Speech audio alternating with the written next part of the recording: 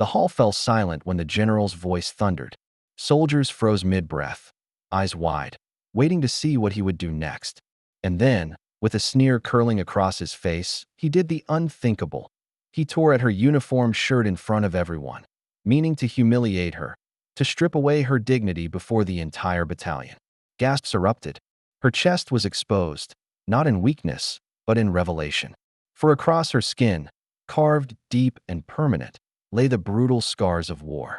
The marks of fire, shrapnel, and survival.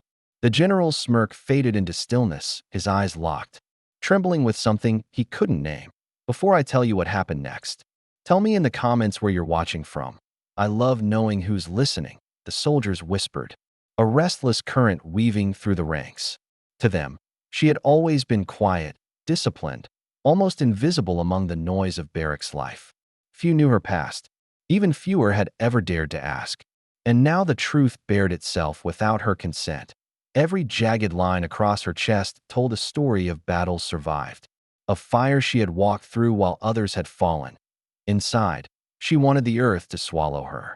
The sting of air against scarred skin brought back the acrid taste of smoke, the ringing in her ears from that night years ago. She remembered the collapse of concrete, the weight of a comrade's body she couldn't save, the moment when she had thought death had chosen her too. Those scars were not for display. They were her private testament to endurance. Yet now they were a spectacle.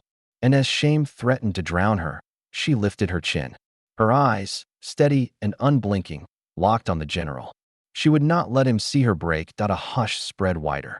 Even the flags above the camp seemed to still.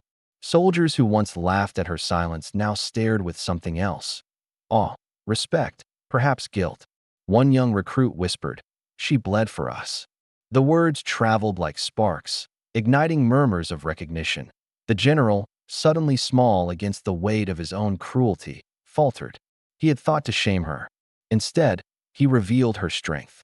And in that reversal, his authority wavered. His hand dropped, trembling slightly, as if the scars had burned him without touch. But the moment carried more than humiliation. It carried moral weight.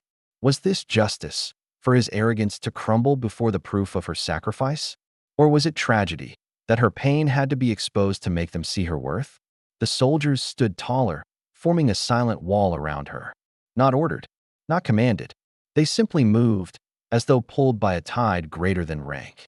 Their boots struck the earth in unison, the sound echoing like a vow. The general stepped back, his authority fractured, splintered by something no metal could ever command. Respect freely given. Her voice rose then, low but steady. These scars aren't shame. They're survival.